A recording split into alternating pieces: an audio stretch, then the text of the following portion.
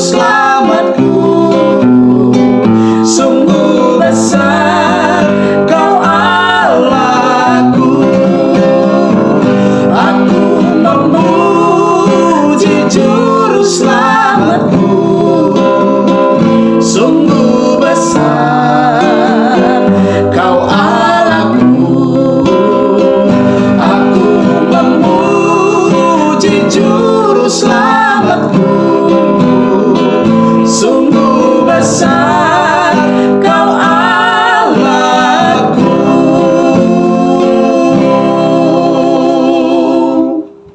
Mari kita tunduk kepala dan kita berdoa. Bapa dalam kerajaan surga, kami datang lagi bersyukur oleh karena kasih Tuhan tetap nyata dalam kehidupan kami. Kami diberkati hingga saat ini. Ketika kami akan belajar lagi firman Tuhan, biar kiranya kuasa Roh Kudus akan memberikan pengertian dan kami boleh dikuatkan dengan firman Tuhan yang akan kami pelajari saat ini. Di dalam nama Tuhan Yesus kami persembahkan doa ini. Amin. Baik, pelajaran kita saat ini ditulis oleh Rob Thomas dan judul renungan firman Tuhan adalah Kebangkitan Rohani Saya. Ayat tema, aku telah disalibkan dengan Kristus, namun aku hidup. Tetapi bukan lagi aku sendiri yang hidup, melainkan Kristus yang hidup di dalam aku. Galatia 2 ayatnya yang ke-20. Peristiwa di mana ibu saya bunuh diri sangat mengguncang hidup saya. Reaksi pertama saya adalah kaget, kemungkinan penyangkalan, lalu kemarahan. Bagaimana dia bisa melakukan ini pada saya? Pada anak-anak saya, lalu rasa bersalah. Mengapa saya tidak melakukan sesuatu yang lebih? Saat saya mencoba menyatukan bagian-bagian hidup saya mempertanyakan peran Tuhan dalam penderitaan ibu. Dia menderita manik depresif dan pilihan selanjutnya untuk mengakhiri hidupnya. Nah, secara membabi buta, saya hanya melihat dua pilihan. Satu, Tuhan tidak menggenapi janjinya untuk tidak membiarkan cobaan apapun melebihi kemampuan ibu. Atau dua, ibu hanya gagal. Apapun yang terjadi, itu adalah situasi yang kalah. Entah Tuhan atau ibu yang menjadi kacau, dan kesimpulan itu hampir menghancurkan hubungan saya dengan Tuhan. Selama 1 atau 2 tahun berikutnya, saya benar-benar bergumul dengan kehidupan rohani saya. Melihat kembali ke belakang, saya pikir itu adalah kombinasi dari kehidupan rohani saya yang relatif steril sebelum kematian ibu, bunuh diri, dan pertanyaan selanjutnya yang terlintas dalam pikiran saya tentang peran Tuhan dalam hidup kita. Juga, saya menghadiri gereja impersonal besar di mana saya tidak memiliki kelompok pendukung untuk mendengarkan, memberi semangat, dan menegaskan kepada saya kebenaran bahwa Tuhan mengasihi dan iblis itu menghancurkan. Saya malu untuk mengatakan bahwa saya hampir menyerah pada Tuhan. Saya terus ke gereja, tetapi terutama demi anak-anak.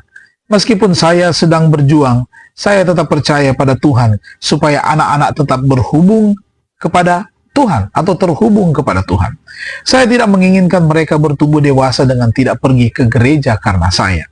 Sebelum membuat pilihan terakhir untuk melarikan diri dari Tuhan, saya berkomitmen untuk membaca dan menyelidiki kembali Alkitab.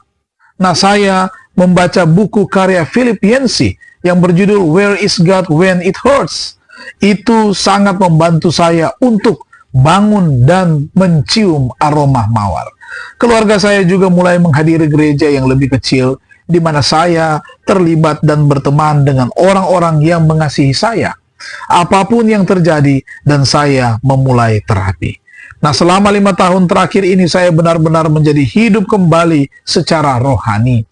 Saya mendapat manfaat dari 4 kelompok kecil, 1 kelompok pemulihan sekuler, dan 3 kelompok berbasis spiritual. Nah, saya bersuka cita melalui renungan dan doa yang jauh lebih bermakna, dan saya menjadi jauh lebih aktif di gereja saya. Sungguh luar biasa.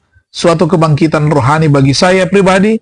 Saya bertanya-tanya mengapa saya memerlukan waktu begitu lama, 30 tahun saudara-saudara, untuk terhubung dengan Tuhan. Ya Tuhan, Engkau sungguh baik. Engkau mempunyai pundak yang besar dan kuat untuk bersandar ketika saya merasa lemah. Engkau dengan sabar mendengarkan saya ketika saya mempertanyakan Engkau dan jalan-jalan-Mu. dan Engkau mengasihi saya.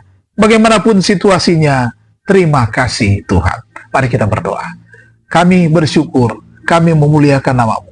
Kami berterima kasih karena Tuhan menguatkan kami dan kami memperoleh kebangkitan rohani. Seringkali kami harus diperhadapkan dengan bahaya, pencobaan dan pergumulan yang berat yang membuat kami hampir putus asa. Tetapi Tuhan memberikan semangat, kekuatan, dan jalan keluar kepada kami. Itulah sebabnya kami mau menyerahkan hidup kami dan keluarga kami ke dalam tangan kasih Tuhan.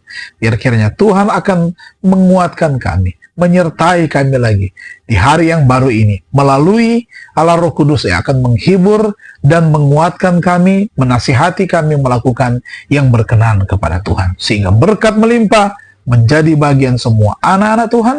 Dalam nama Tuhan Yesus kami persembahkan doa ini. Amin. Terima kasih. Tuhan Yesus memberkati kita semua.